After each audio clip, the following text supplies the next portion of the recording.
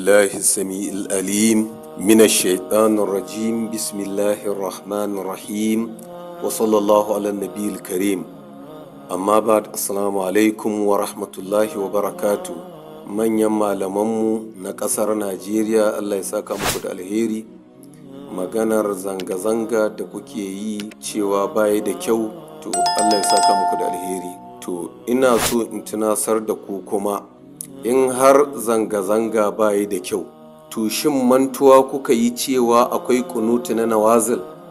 Shin halin da ake ciki a Najeriya da 'yan Najeriya bai kai ga idan kun hana zanga-zanga kuma ku ce a yi kunutu ba? Domin kunutun nan yana da matukar amfani idan an shiga wani tsanani sai a koma a yi shi.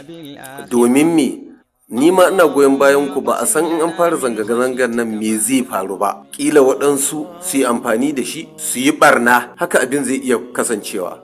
To amma Allah bai taɓa hana wani abu mara kyau guda ɗaya ba, face sai ya kawo masu kyau wajen 10 a makwafinsa. Kamar da ya hana shan giya, ya kawo kunun tsamiya, ya kawo kunun kanwa, ya kawo kunun gyada, ya kawo kunun aya da sauransu. Akwai kokwama da ya hana cin naman alade, ya kawo mana cin naman rago, akuya, sa, raƙumi da sauransu. To ku kun ce kun hana a yi zanga-zanga, to sai ku gaya ma samari majiya ƙarfi su koma su yi kunut na nawazir. Shi ma wannan ai mafita ne, kuma addu'a ba ƙarya ba ne. Shin mantawa kuka yi malamai, ko kuwa kuna sane kuka ƙi cewa a yi addu'ar kunuti domin Allah ya kawar mana da wannan musifu da suke damunmu?